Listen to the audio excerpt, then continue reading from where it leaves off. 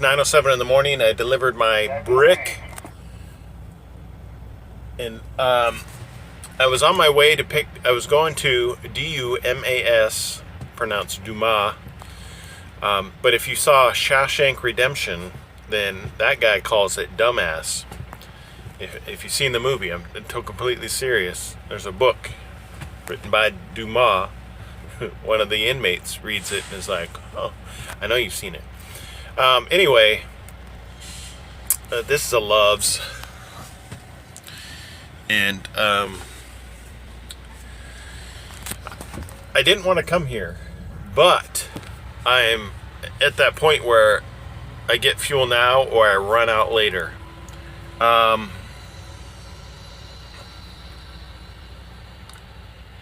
see if things are changing, because right now, when I got here, all the pumps were not operational, and I traveled 16 miles out of route to come to this one. I could go another 8 miles down the road to a Pilot, but my appointment's not until 1 o'clock, and it's only like an hour away, so I've got time. But see, this individual right now in front of me is now trying to utilize the pump, and when I pulled up, he said all the pumps were off, and they were. But it looks like he is now getting ready to pump, so this will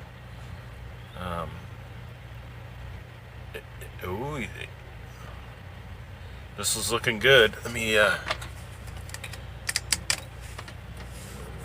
serious implications is that. So you can see he's now pumping. That's good news. Now I don't have to go to Pilot. I can update my GPS. Even though if I've let's say I've got a waypoint in my GPS,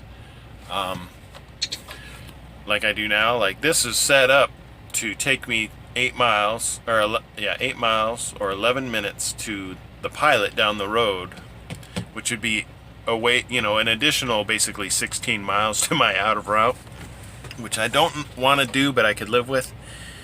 Let's say it's like, oh, I'm not going to go there, so I just hit this button down here, skip to next step, and it'll just get rid of that. And proceed to the highlighted route. Okay, hour and 45 minutes. I apologize for those out there that like me to be exact on all my information. I know I estimated about an hour, but it says an hour and 45, so I'm sure there's some of you that are going to send me messages to let me know how disappointed you are in the accuracy of the information I provide.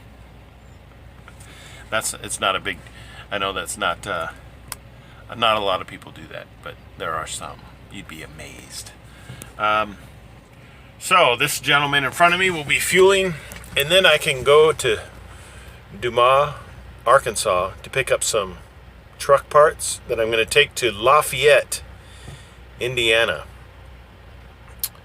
which is due tomorrow. Let's see. An interesting point. Apparently it's a 24-hour drop-off, but when I was delivering my brick in basically downtown Little Rock, which is cool, there's very tight roads to get into this place. My load information said 0700 to like 2 o'clock. So that's basically an open appointment time. They open up at 7 and you can deliver until, whatever it is, 2 or 4, whatever it was. But when I went to check in, because I arrived at like 7:05, they says, you have an 8 o'clock appointment. You're too early. And I says, well, I apologize. My load information said it was from 7 to 4. So if there was a specific appointment time, I wasn't told. So if you need me to leave, I can do that. And she was looking at what trucks were currently there and how long it would take. And she's like, well, by the time they get to you, it'll probably be about 8 o'clock. So you might as well just go ahead and unstrap. I'm not going to make you leave. So I was very appreciative of that fact. And so we will, So I unloaded it.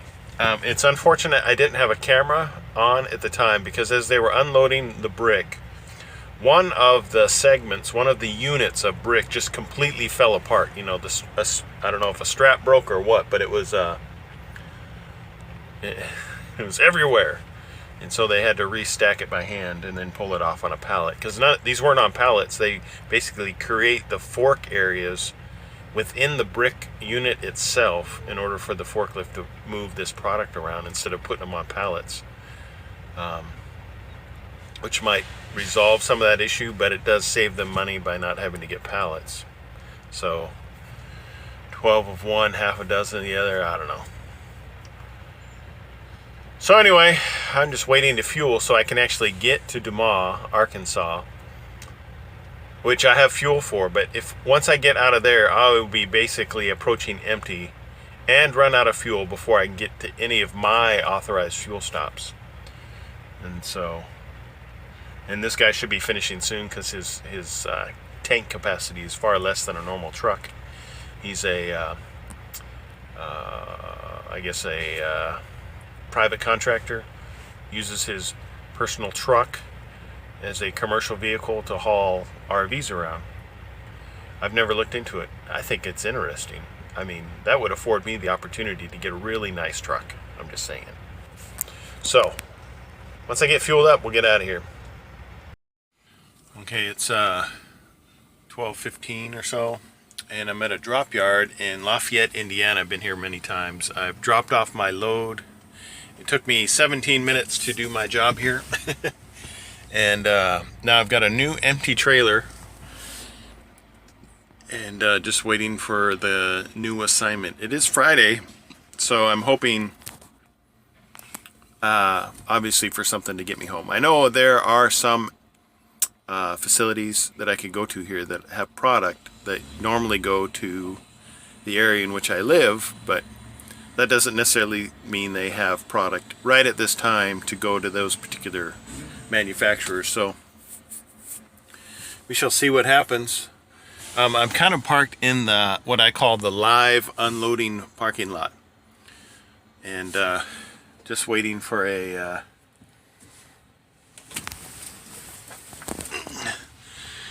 let's see. I can't see it from here, but this is a pretty big drop yard. So anyway, I had a truck.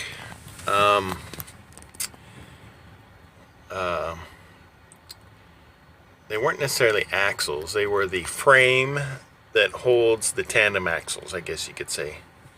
I had 48 of those. Was just using 4-inch straps, no tarping required, and it only weighed 22,000 pounds.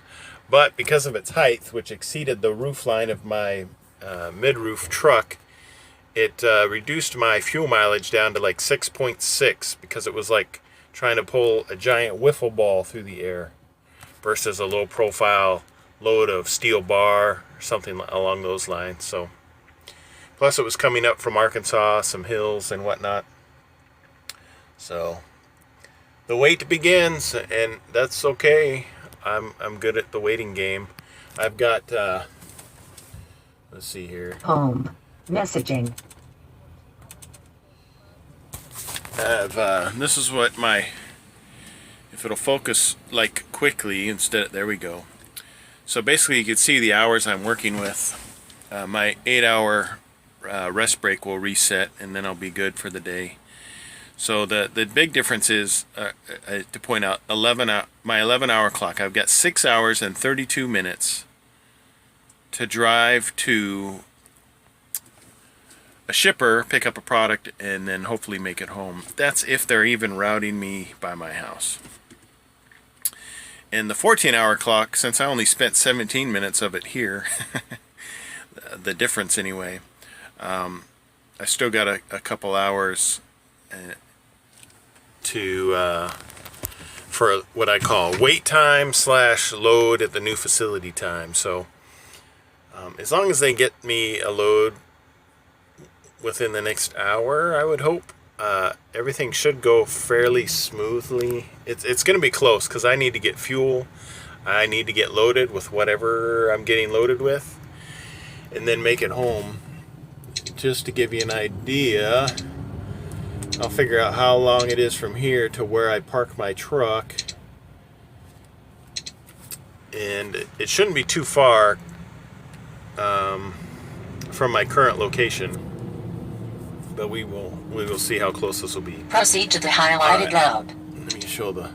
If I were to leave straight from here and head home, it says it would take me 4 hours and 40 minutes. And I wouldn't necessarily take that route, but it's just a quick look at what how it would want me to go home. I wouldn't actually go that way. There's some roads down here that I can go to get right onto, I believe that was 57. And it's a lot shorter than what it's trying to direct me there. That doesn't mean it would necessarily be faster, but basically I've got, there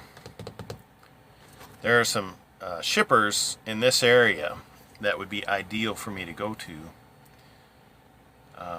But you know, it's all based on what is available to be shipped at this time. So I can't be picky.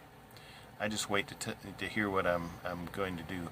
Now I have, you know, I have headed in the other direction towards Chicago, that would mean, if anything, if I get a load that is actually going by my house, I probably wouldn't get there until tomorrow, because it would take a couple hours to go up there, and it's about 5.5 hours from Chicago to my house, depending on where I'm at in Chicago. Plus I have to load, so it takes up time. It takes up my hours, and even though I've got 8 hours and 42 minutes to work with, and 6 hours and 32 minutes of drive time, it'll be cutting it close. It's always by the skin of my teeth on Fridays for some reason. So anyway, that's the update. Well, things turned out really well. I'm at the Madison Yard, Maverick Yard in Madison, Illinois, and I've got a 41,760 pound coil,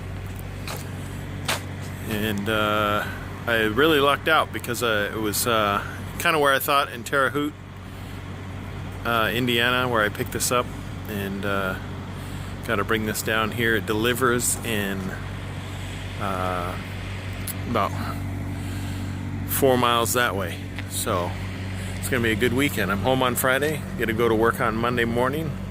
Nothing better than that.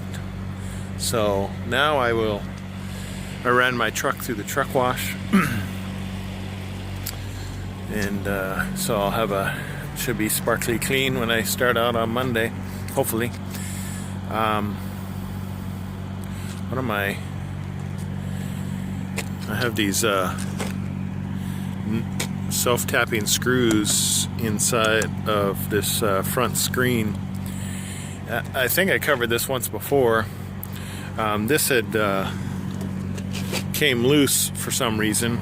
We don't know why.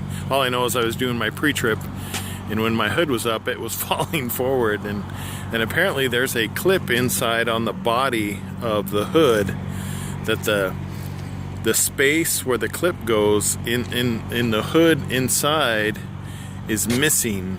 It's like as if a piece of the hood hole where the clip goes into had broken off, which is weird, because we looked and it's like, because it had just gone in for maintenance, and we were all looking to see if something looked like it had been snagged in some way. And I believe it was here at the Madison Yard that they fixed this, because after the weekend they came back and noticed it, and they're like, well, here, we'll throw these self-tapping screws in, and one of them looks like it's come out. And apparently when I turned my truck in to have the leaky tire looked at, and they ended up replacing all 4 tires, which right now I'm probably not happy about, because of the way I've determined that the only thing that's causing my truck to feel differently as it drives are these new tires. It's hard to even describe, but it's almost like this part of the truck wants to stay where it's at when I turn the wheel.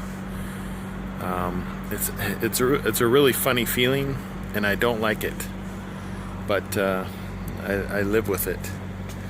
I don't know if it's just gripping extra, but it almost feels like this back end is loose in certain instances. Like Yeah, I can't describe it. It's just you can definitely tell the difference with these new tires on, and they have a different tread pattern. But anyway, when they were get sidetracked, while they were replacing these tires, I guess they had noticed that there were some screws. That's the funny part. They noticed that there's these screws up here, and they were wondering what happened. So my fleet manager called me, and I filled him in on the story so he can put it into the system. But apparently, after after the Maverick shop personnel had put these screws in, I guess they didn't make a note of it in the system. So when the different technicians that were working at the time noticed it, they started asking questions, which is understandable, but just funny nonetheless. Anyway, time to pack up all my gear so I can go home. It's like 7 o'clock, so it's, you know, the days are, it's a cool 58 degrees, 57 right now, so it's really nice at my standards. And it gets darker, stays darker longer, and then gets darker earlier as we approach winter. So I guess that's the only downside of the colder weather, is you have to deal with less light.